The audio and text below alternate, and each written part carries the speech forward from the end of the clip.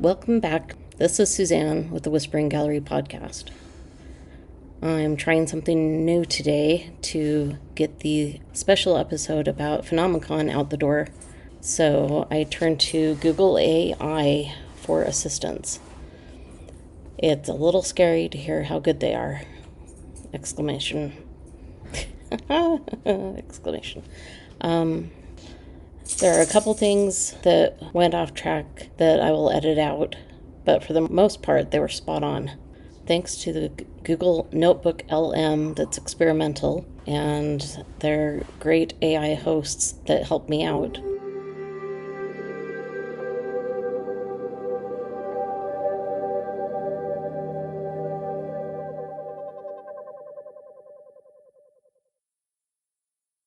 Okay, so today we're diving into something a little different. Oh, Yeah, we're headed straight into the world of, the paranormal, I guess you could say. intriguing. Yeah, so you sent over this material from the Whispering Gallery podcast, Right. and they did a whole series of episodes on this thing called Phenomecon 2024. Okay, I'm intrigued already. And what exactly is Phenomecon? So from what I gathered, it's like this huge paranormal conference. A conference dedicated to the paranormal. Yeah. That sounds like a fascinating window into these beliefs. Right, and that's exactly why I wanted to delve into it. And what better place than the Utah desert, right? That's where it was held this year. Yeah, you got that right. The podcast host actually talked about driving through the desert to get there. Really? Yeah, and they said it just added to the whole atmosphere of the event. I can imagine. It's like stepping into another world. The vastness, the isolation, it kind of primes you for the possibility of encountering something different. Totally. And speaking of different, did you catch that "we believe" they kept saying? We believe. Yeah, like it was the tagline of the whole conference. We believe. Kind of threw me off a bit, to be honest. I can see how that would be a bit jarring. It's one thing to approach these topics with an open mind, but to have this sort of predetermined acceptance built into the very fabric of the event, it does make you wonder how that influences the information being presented. Exactly. Like, where's the room for skepticism? The Whispering Gallery hosts even mentioned feeling a little unnerved by it all, and honestly, I felt that too, listening to the tapes. It's interesting, though, isn't it? Because belief itself is such a powerful force. It can shape our perceptions, our interpretations, even our experiences. Oh, absolutely. It's like that whole placebo effect thing, right? If you believe something strongly enough, it can have a real impact. Precisely. And that's what makes this deep dive so fascinating. Right. We're not just examining these paranormal phenomena, but we're also exploring the nature of belief itself and how it plays out in this unique setting. It's like we're not just looking at the topics themselves, but also at the people drawn to those topics, the community they form around it. And that's where things get really interesting, wouldn't you say? It's like peeking behind the curtain of belief and trying to understand the mechanisms at play. Exactly. And to do that, we have to consider the source, right? I mean, the Whispering Gallery host, they're not exactly a diehard believer, which I kind of like. So they're going into this with a healthy dose of skepticism. That's an interesting perspective to have as a guide through this world. Right. They're like, okay, I'm here, I'm listening, but show me the evidence, which I think will be helpful for us as we try to make sense of it all. It's like having a critical friend along for the ride, someone who's willing to ask the tough questions and challenge assumptions. Exactly. And speaking of perspectives, man, they had a wild lineup of speakers at Phenomecon this year. Oh, really? Anyone we might recognize? Oh, yeah, for sure. First off, you've got Ben Hansen. I mean, he's got that whole FBI background, right? So he's looking at the paranormal through a different lens. Interesting. So not your typical ghost hunter, then? No, not at all. He's more about what he calls these reality compromising events. Like, what happens if we make contact, real contact with aliens? How does society handle that? Wow. So he's thinking about the bigger picture, the societal implications of these phenomena, rather than just trying to prove their existence. Exactly. Like, what do we do with this information? How does it change our understanding of the world and ourselves? That's a refreshing perspective, especially in a field that can often get bogged down in speculation. The other speakers, like Nick Pope, remember him? He's big in those ancient astronaut circles. Oh, yes, I think I've come across his work before. He's not afraid to go out on a limb, is he? Not at all. He was talking about sentient AI, and not necessarily friendly either. And then, get this, he goes on to suggest that maybe humans are just containers being farmed for our souls. Containers being farmed for souls. That's a new one. It's definitely a chilling thought.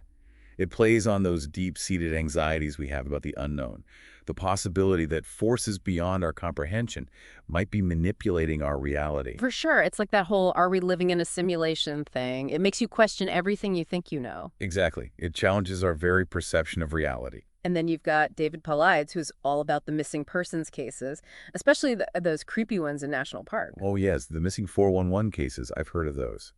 There's something inherently unsettling about them, isn't there? Definitely. It's like that primal fear of the unknown, just amplified.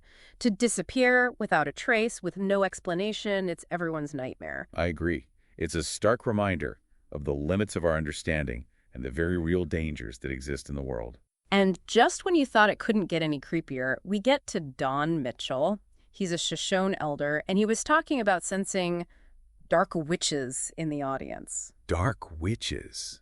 At a paranormal conference? You're kidding. Nope. Apparently he called them out right then and there. Wow. That's intense. It's a reminder that within the realm of the paranormal, there's a whole spectrum of beliefs and experiences. It's true. And it's easy to forget that these aren't just abstract concepts we're talking about. They're deeply held beliefs that can have a profound impact on people's lives. Absolutely. And it's a reminder that we need to approach these topics with sensitivity and respect, even when we may not fully understand or agree with them. You know, it wasn't all serious discussions and intense moments at this conference. Oh, really? Yeah. What else stood out to you from the tapes? Well, the Whispering Gallery hosts, they talked about these amazing chai lattes they had.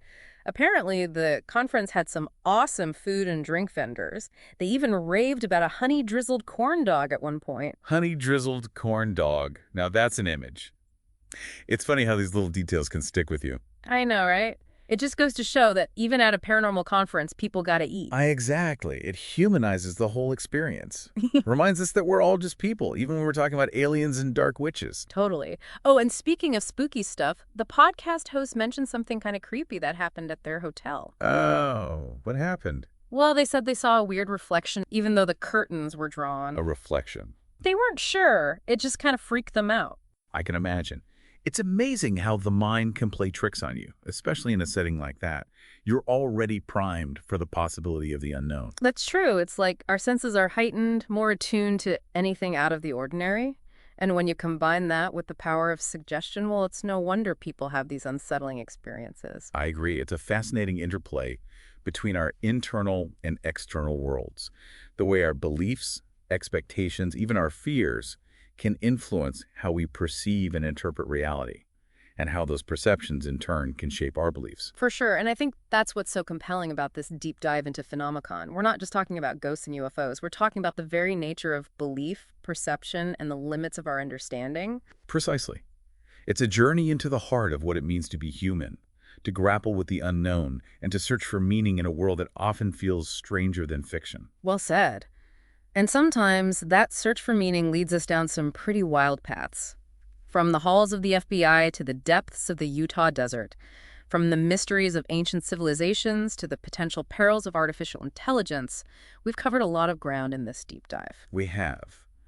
And I think it highlights the importance of approaching these topics with both an open mind and a critical eye, to embrace curiosity without abandoning skepticism. Absolutely. To question everything, but to be open to the possibility that some of the answers might just lead us somewhere unexpected. And perhaps even a little unsettling. I feel even a little unsettling. Well, on that note, I think we've given our listeners plenty to ponder. We have. And who knows, maybe it will spark a few more questions than answers. And that's what this is all about, right? Absolutely. Keep those minds open and keep exploring. Couldn't have said it better myself. Until next time.